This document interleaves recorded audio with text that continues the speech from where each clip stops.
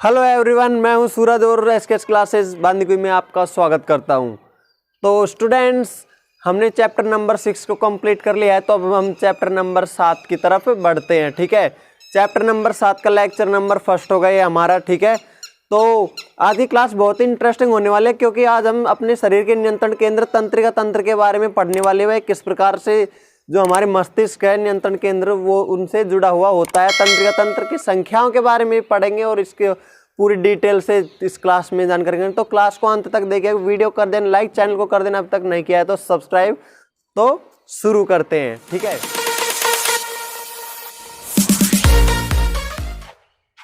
तो गाइस हमारा टॉपिक है नियंत्रण एवं समन्वय। ठीक है, चैप्टर का नेम है वही हमने टॉपिक ले लिया, क्योंकि जब तक हम चैप्टर के नेम को ही नहीं समझेंगे तो हमें टॉपिक किसी भी जो पार्ट का कोई भी टॉपिक वो समझ में नहीं आएगा। तो फर्स्ट टॉपिक हमने कौन सा ले लिया, जो चैप्टर का नेम है। चैप्टर का नेम क्या है? नियंत्रण एवं समन्वय। इसका अर्थ क्या होता है वो देखिए, इसकी डेफिनेशन देखते हैं कि नियंत्रण एवं समन्वय क्या होता है।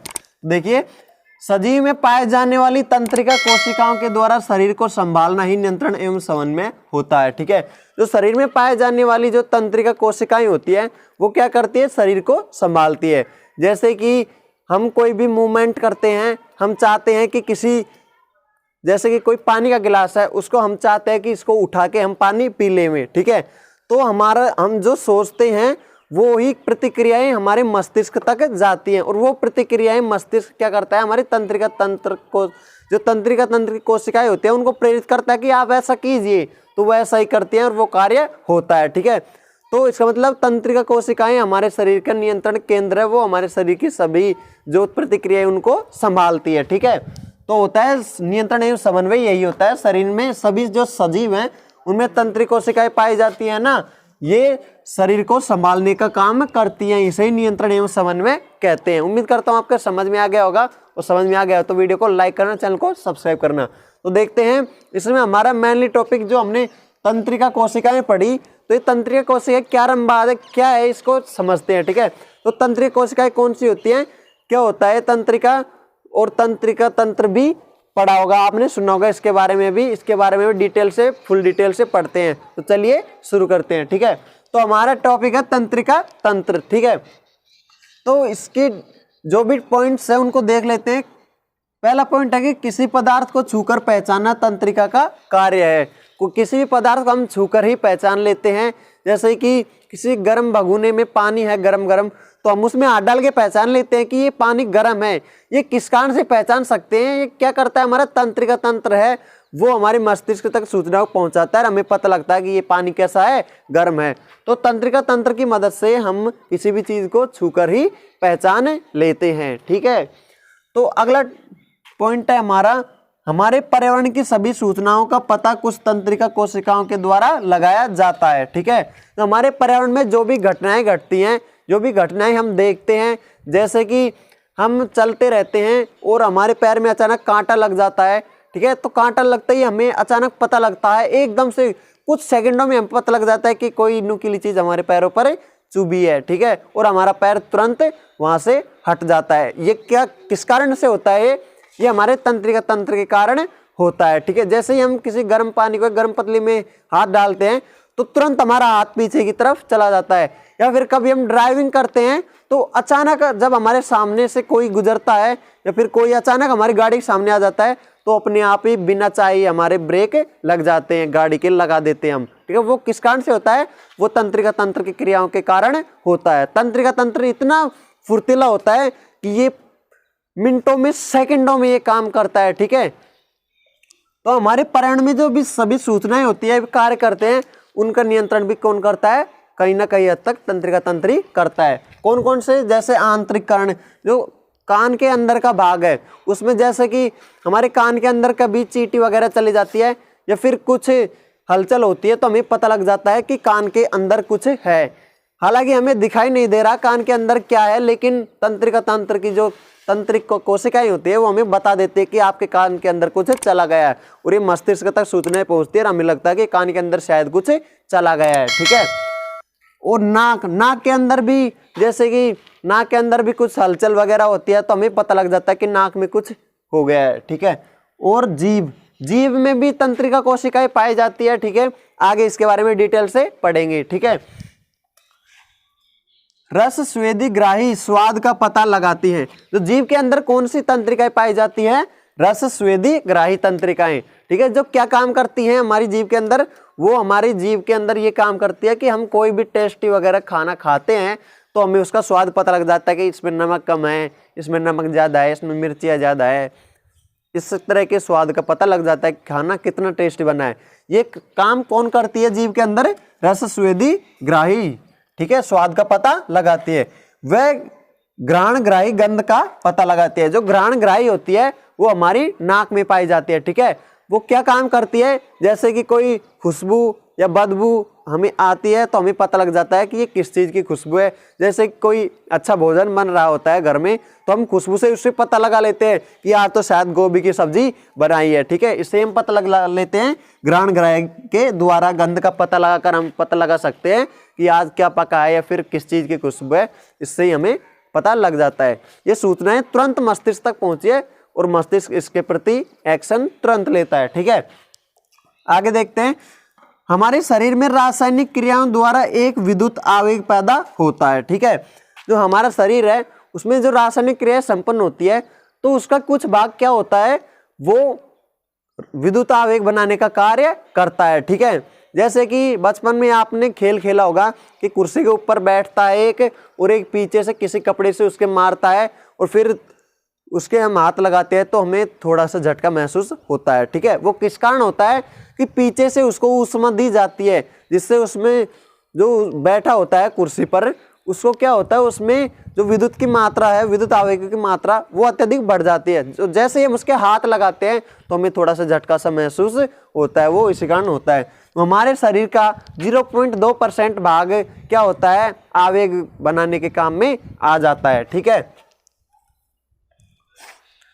यह द्रुमिका कोशिकाओं को सूचना प्राप्त करने में मदद करता है। जो ये आवेग, विद्युत आवेग पैदा होते हैं वो द्रुमिका कोशिकाओं को सूचना प्राप्त करने में मदद करती है। जो द्रुमिका कोशिकाएं होती है हमारे तंत्रिका तंत्र में, उनको सूचनाओं को पहचानने में या सूचनाओं को आगे पास करने में मदद करता है। कौन?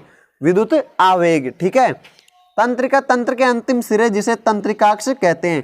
जो तंत्रिका तंत्र का अंतिम सिरा है उसे क्या कहते हैं? तंत्रिकाक्ष कहते हैं, ठीक है। तो चित्र बनाऊंगा मैं तब आपको उसमें बताऊंगा कि तंत्रिकाक्ष क्या होता है और वो कहाँ पर पाया जाता है, ठीक है। वैसे भी आपको पता लगा कि अंतिम सिरे में पाया जाता है जिसे क्या कहते हैं? तंत्रिकाक्ष कहते हैं। ये संकेत इससे होते हुए अंत में विद्युत आवेग कुछ रसायनों का विमोचन करता है। जो संकेत हैं, जो विद्युत संकेत हैं, विद्युत आवेग हैं, वो तंत्रिकाक्ष से होते हुए कुछ रसायनों का विमोचन करते हैं। तंत्रिकाक्ष से होते हुए आगे जाते हैं अंत में और कुछ रसायन है उनका विमोचन करते हैं, ठीक है। जो अगली तंत्रिका कोशिकाओं की द्रुमिका में विद्युत आवेग इसी तरह प्रारंभ करते हैं, ठीक है।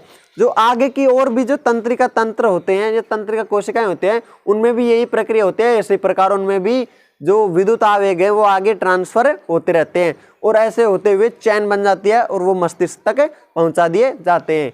तो और पॉइंट्स हम अगले पेज पर देखते हैं। तो गाइस अब हम इस चित्र को जो डिटेल से समझते हैं, आगे के सभी टॉपिक्स, इस टॉपिक को हम खत्म कर देंगे, ठीक है।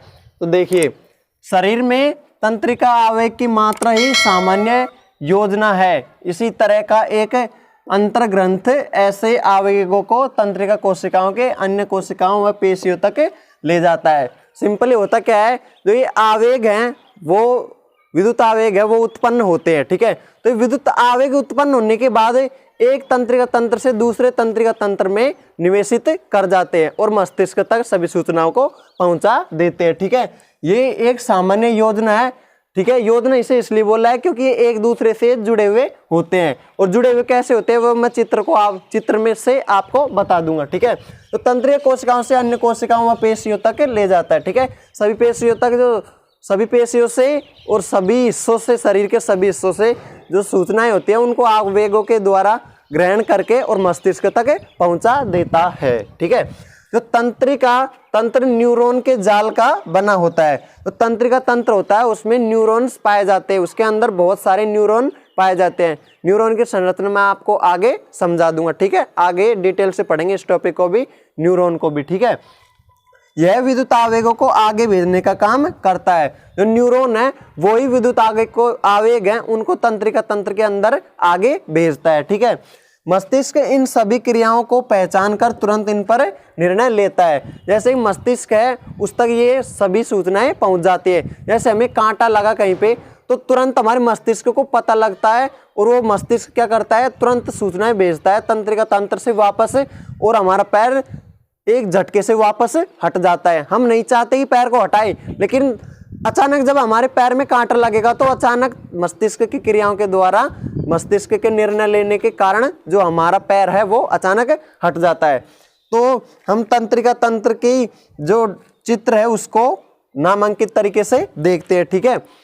तो तंत्रिका तंत्र में जो ये मध्य में पाया जाता है वो इसका केंद्रक होता है, और ये जो पाई जाती है ये जो अगले तंत्रिका तंत्र होता है उसके पीछे के भाग से जुड़ी हुई होती है। जैसे एक ये है तो इस जो यहाँ का पीछे का भाग है, ये पीछे के भाग से ये आगे का भाग जुड़ जाता है, एक के बाद एक ऐसे लगे हुए होते हैं, ठीक है।